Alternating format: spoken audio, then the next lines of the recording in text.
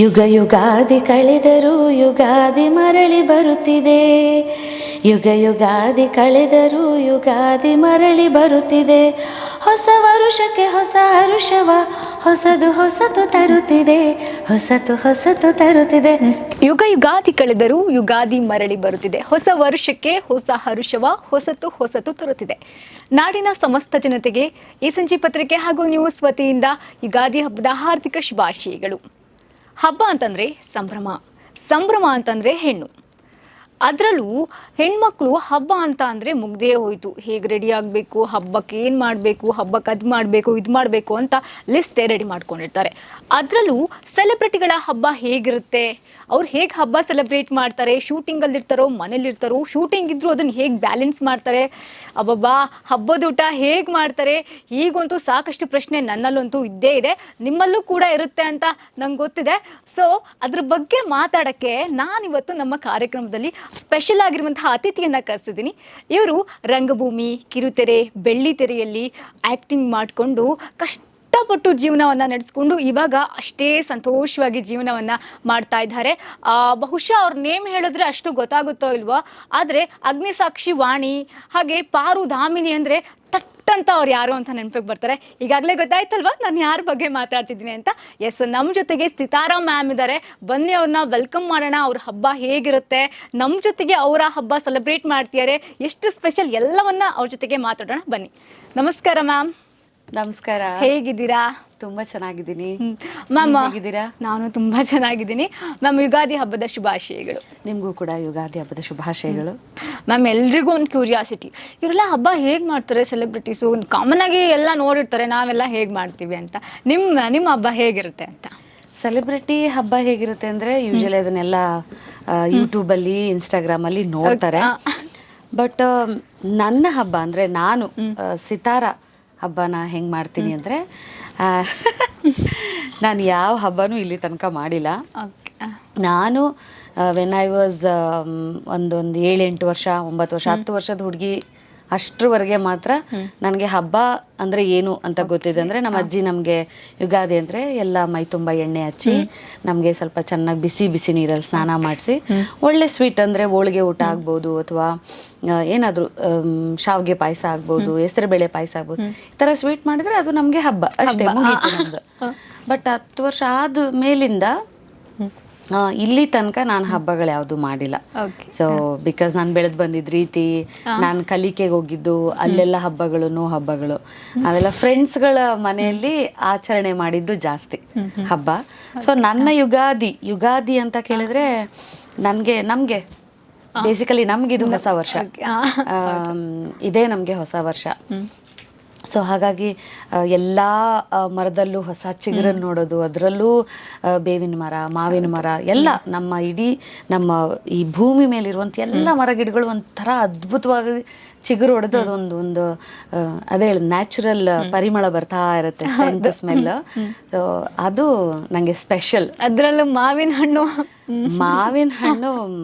Super, ನನ್ನ favourite ಅದು. ನಾವು ಯೂಶಲಿ ಮಾವು ಬೇವು ಅಂತಂದಾಗ ಅದು ಮಾವಿನ ತೋರಣ ಕಟ್ತೀವಿ, ಬೇವು ಮತ್ತೆ ಬೆಲ್ಲವನ್ನ ಹಂಚ್ತೀವಿ ಮತ್ತೆ ತಿಂತೀವಿ. ಅದು ಯುಗಾದಿ. ಮ್ಯಾಮ್, ಈಗ ಹಬ್ಬಗಳ ಆಚರಣೆ, ಹಬ್ಬ ಅಂತ ಬಂದಾಗ ನಿಮಗೇನು ಒಂದು ಥಾಟ್ ಬರುತ್ತೆ? ಚಿಕ್ಕ ವಯಸ್ಸಲ್ಲಿ ಇರ್ಬೇಕಾದ್ರೆ ಹೇಗಿತ್ತು? ಚಿಕ್ಕ ವಯಸ್ಸಲ್ಲಿ ಹಬ್ಬ ಅಂದ್ರೆ ತುಂಬಾ ಹಡಾವುಡಿ, ಏನಂದ್ರೆ ಗಡಿಬಿಡಿ ಎಲ್ಲ ಅಲ್ಲಿಂದ ಇಲ್ಲಿಗೆ ಓಡಾಡೋದು. ನಮ್ ದೊಡ್ಡ ಮಾಮನೆಯಿಂದ ಈ ಮನೆಗೆ, ನಮ್ಮ ಅಜ್ಜಿ ಅಮ್ಮನಿಂದ ಈ ಮನೆಗೆ, ಅಲ್ಲಿ ಏನ್ ತರಬೇಕು, ಇಲ್ಲೇನ್ ತರಬೇಕು, ಇನ್ನೇನ್ ಮಾಡ್ಬೇಕು, ಬೆಲ್ಲ ತರಬೇಕು, ಬೇಳೆ ತರಬೇಕು, ಬೇಯಿಸ್ಬೇಕು, ಹೋಳಿಗೆ ಮಾಡ್ಬೇಕು, ಆಮೇಲೆ ಹೂರ್ಣ ರೆಡಿ ಮಾಡ್ಬೇಕು, ಹಿಟ್ಟು ರೆಡಿ ಮಾಡ್ಬೇಕು. ಇದು ಅವ್ರಿಗೆ ಹೋರಾಟ. ನಮಗೆಲ್ಲ ಏನಂದ್ರೆ ನಾವು ಮಕ್ಕಳಲ್ವಾ, ನಮ್ಗೇನು ಎಣ್ಣೆ ಹಚ್ಚಿ ಬಿಟ್ಬಿಟ್ಟಿರ್ತಿದ್ದು, ನಾವು ಆಟ ಆಡೋದು, ಊರು ತುಂಬಾ ಆಟ ಆಡೋದು ಎಲ್ಲ. ನಮಗ ಅದು ಖುಷಿ ಹಬ್ಬ ಅಂದ್ರೆ. ಅದಾದ್ಮೇಲಿನ ಹಬ್ಬಗಳು ಅಂದ್ರೆ ಚಿಕ್ಕ ವಯಸ್ಸಲ್ಲಿ ಯುಗಾದಿ ಅಂದರೆ ನನಗೆ ನೆನಪಿರೋದಂದ್ರೆ ನಮ್ಮ ಅಜ್ಜಿ ಊರು ದಾವಣಗೆರೆ ಹತ್ರ ಒಂದು ಮಾಗಡಿ ಅಂತ ಒಂದು ಪುಟ್ಟ ಹಳ್ಳಿ. ಅಲ್ಲಿ ನಾವೆಲ್ಲ ಫ್ರೆಂಡ್ಸ್ ಎಲ್ಲ ಸೇರಿಕೊಂಡು ಎಣ್ಣೆ ಹಚ್ಕೊಂಡು ಸ್ನಾನ ಮಾಡ್ಕೊಂಡು ಆಟ ಆಡೋದು. ಈ ಜಾರಬಂಡಿ ಅಂದರೆ ಎತ್ತಿನ ಗಾಡಿ ನಿಲ್ಸಿರ್ತಿದ್ರು, ಅದೇ ನಮಗೆ ಜಾರಬಂಡಿ, ಮೇಲತ್ತೋದು ಬೀಳೋದು, ಮಣ್ಣಲ್ಲಿ ಆಟ ಆಡೋದು ಇದು. ಆಮೇಲೆ ಒಂದಷ್ಟು ಹೊತ್ತಾದ್ಮೇಲೆ ನಮಗೆ ಸ್ನಾನ ಮಾಡಿಸಿ ಎಲ್ಲ ಪೂಜೆಗೆ ರೆಡಿ ಮಾಡೋರು. ಯುಗ ಯುಗಾದಿ ಕಳೆದರೂ ಯುಗಾದಿ ಮರಳಿ ಬರುತ್ತಿದೆ, ಯುಗ ಯುಗಾದಿ ಕಳೆದರೂ ಯುಗಾದಿ ಮರಳಿ ಬರುತ್ತಿದೆ, ಹೊಸ ವರುಷಕ್ಕೆ ಹೊಸ ಹರುಷವ ಹೊಸದು ಹೊಸತು ತರುತ್ತಿದೆ, ಹೊಸತು ಹೊಸತು ತರುತ್ತಿದೆ.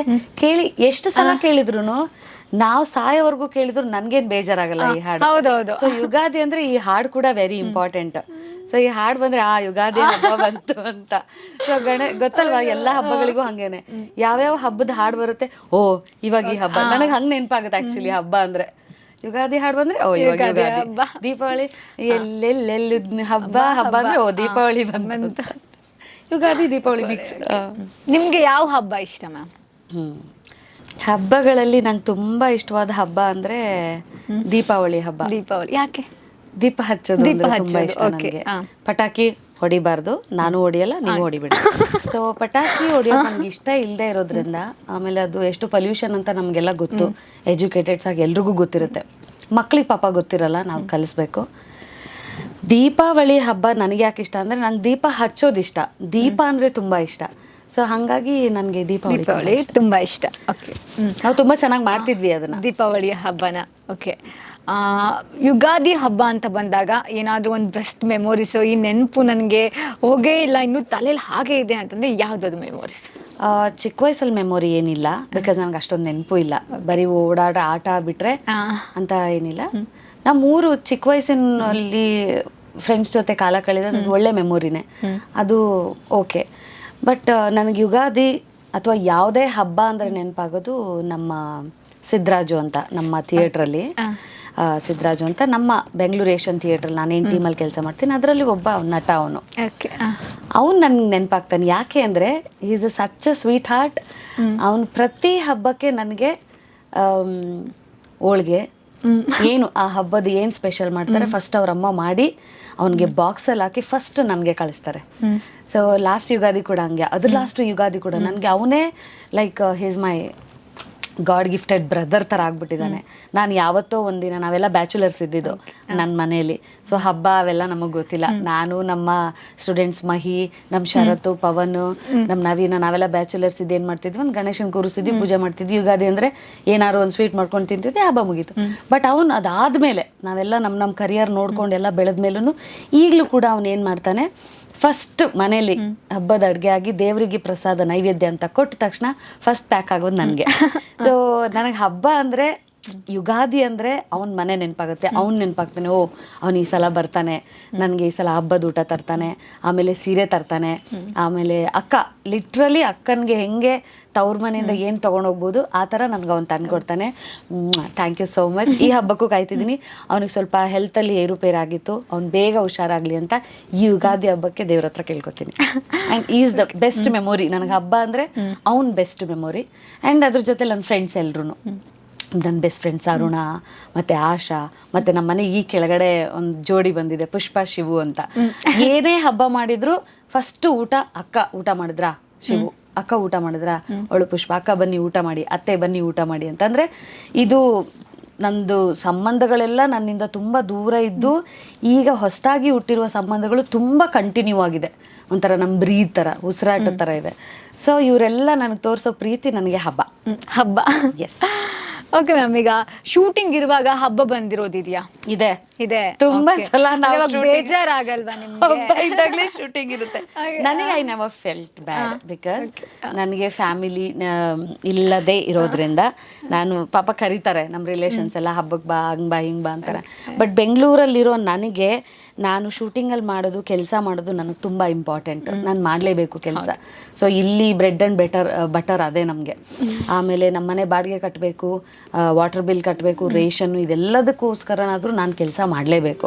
ಹಾಗಾಗಿ ಹಬ್ಬ ಅಂತ ಬಂದಾಗ, ಶೂಟಿಂಗ್ ಇದ್ದಾಗ ನಾವು ಬರಲ್ಲ ಅಂತ ಹೇಳಂಗಿಲ್ಲ. ಅದರಲ್ಲಿ ನಮ್ಮ ಸೀನಿಯರ್ ಆರ್ಟಿಸ್ಟ್ಗಳೆಲ್ಲ ಸ್ವಲ್ಪ ಏನ್ರಿ ಹಬ್ಬದ ದಿನ ಶೂಟಿಂಗ್ ಇರ್ತೀರಾ, ಮನೇಲಿ ಗಂಡ ಮಕ್ಕಳೆಲ್ಲ ಕೇಳ್ತಾರೆ, ನಮ್ಮ ತಾಯಿ ಕೇಳ್ತಾರೆ, ತಂದೆ ಕೇಳ್ತಾರೆ ಅಂತ ಪಾಪ ಅವರೆಲ್ಲ ಸ್ವಲ್ಪ ಫೈಟ್ ಮಾಡಿ ಹಬ್ಬದ ದಿನ ಬಿಡಿಸ್ಕೋತಾರೆ, ಅರ್ಧ ದಿನಕ್ಕೆ ಬಿಡಿಸ್ಕೋತಾರೆ ಪಾಪ. ಬೆಳಗ್ಗೆ ಅಡುಗೆ ಮಾಡಿಟ್ಟು ಮಧ್ಯಾಹ್ನಕ್ಕೆ ಬರ್ತಾರೆ ಶೂಟಿಂಗಿಗೆ, ಇಲ್ಲ ಮಧ್ಯಾಹ್ನದಷ್ಟರಲ್ಲಿ ಬೇಗ ಮುಗಿಸ್ಕೊಂಡು ಹೋಗ್ತಾರೆ. ಶೂಟಿಂಗ್ ಇದೇ ಇರುತ್ತೆ. ನನಗೆ ಪರ್ಸ್ನಲಿ ಶೂಟಿಂಗ್ ಇದ್ರೆ ನನಗೆ ಹಬ್ಬ.